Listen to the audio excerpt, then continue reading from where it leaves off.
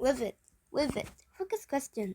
What do the two projects in this book teach about the process and art of weaving? What is weaving?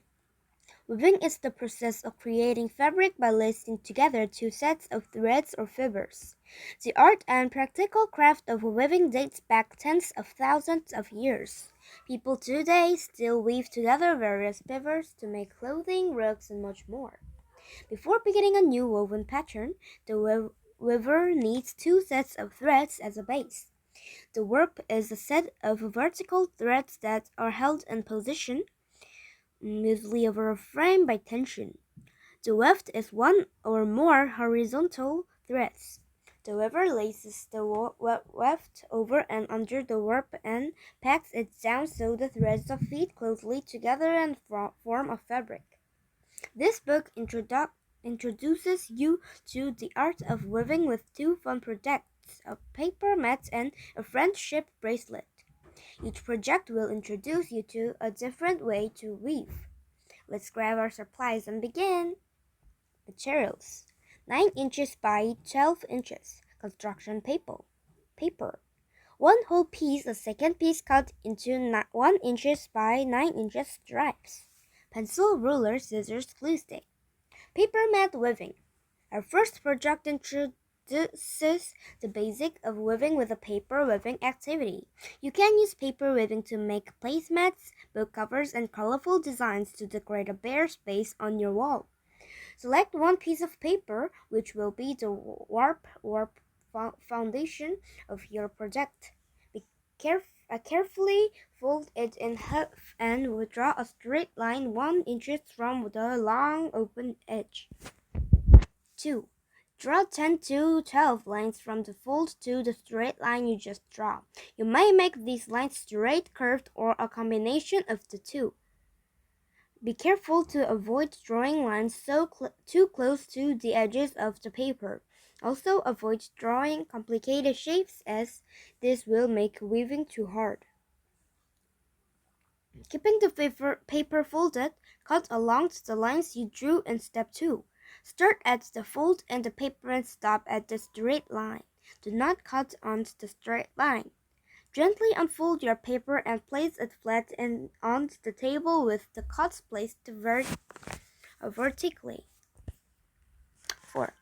Pick up a 1 inches by 9 inches stripe of a different color of paper, which is the weft. Insert the stripe crosswise over one warp and under the next one. If you're right-handed, start on the right side, and if you're left-handed, start on the left side. Continue weaving over one stripe and under the next stripe until you reach the far edge. Gently slide this weft stripe all the way to the top edge of the warp, stopping at the horizontal line. Start weaving a new row with another 1 inch by 9 inches strip of paper. Since the previous row began with over 1, start this row with under 1. Continue weaving with stripes, alternating how you start the rows over 1 and then under 1. Gently slide each weft stripe upright next to the previous one. Be especially gentle as you insert the last stripe to avoid tearing the paper. 6th, after your weaving is finished, use a glue stick to attach the loose edges of the weft stripes. Turn over your weaving and glue these edges too. Congratulations, you've just finished your first weaving. Variations. Try different thicknesses of warps and wefts to create new patterns. Try other kinds of paper, such as wrapping paper or origami paper. Be careful when you handle thin paper to avoid tearing. Cut the weft in curves instead of straight lines. Be sure to insert the weft stripes into the same order as how you cut them so they will interlock. Using a different color of paper, cut out a shape such as a heart or a butterfly from the center. Cut the weft and wrap to highlight the shape you cut out. Paint or draw a picture on a piece of paper and use it as the warp for a paper weaving creation. Materials: embroidery floss of various colors, round toothpicks, masking tape, small beads if desired. Weaving a friendship bracelet. Our next project involves taking the skills you just built with a paper weaving adventure and applying them to a fun thread-based craft. You can make friendship bracelets with this finger weaving technique. First, cut 4 to 6 wrap threads of embroidery floss, each thread 1 inch long, as well. Each thread 1 foot long, as well as one weft thread 4 foot in length. Line up one end of all the threads even with each other. Tie an overhand knot 3 inches from the end. Tape the tails of the knotted end to your work table a few inches from the table edge closest to you.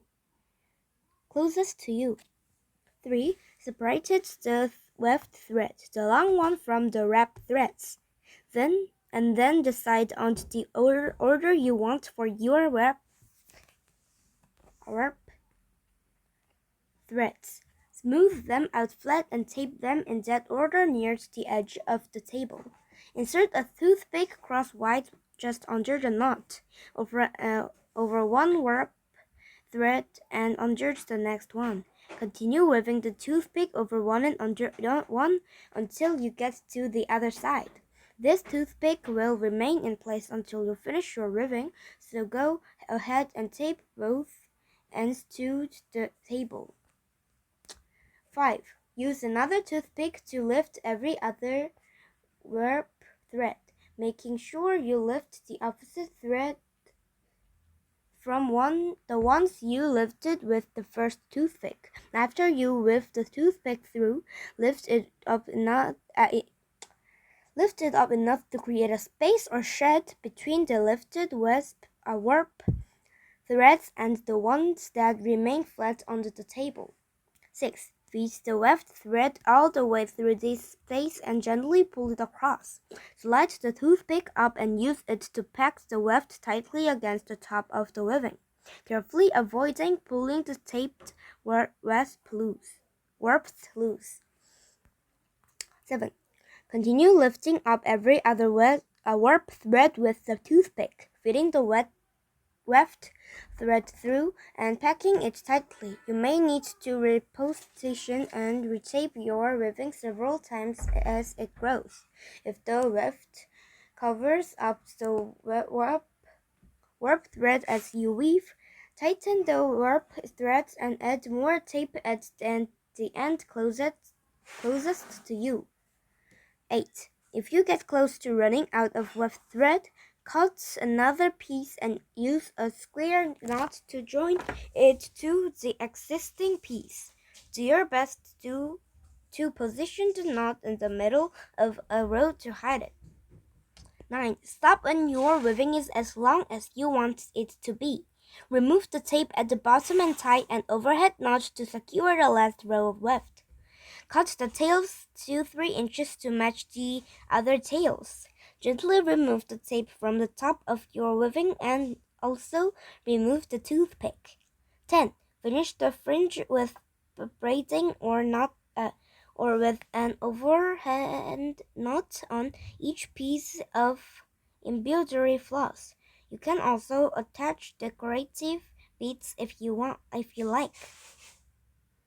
11. Use an overhand knot to tie your bracelet in place or to attach your weaving to something. Use the tails, not the woven area, to tie the overhand knot. Variations. Experiment with different color patterns such as alternating warp colors or creating a stripe in the middle. If your weaving has 6 or more warp threads, you can try another weaving patterns. These 2 use over 2 and under 2. Be sure to start with an even number of warp threads, not counting the one that becomes the weft for these patterns. Other kinds of weaving.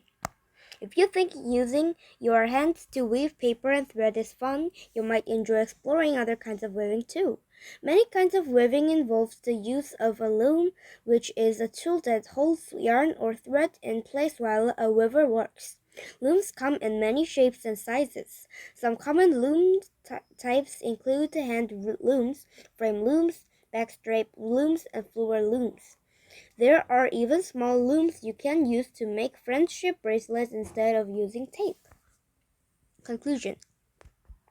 The art of weaving has been used for centuries by people all over the world to make rugs, clothing, accessories, and more. Weaving has deep and meaningful roots in many cultures, and it is something we can still learn about and enjoy today. The projects in this book are just a taste of the many kinds of weaving you can do. You've learned the basic principles of weaving, and you've experimented by using your imagination. You've tried the different materials, patterns, and colors. You can apply all of these ideas and techniques to many other kinds of weaving. Have fun!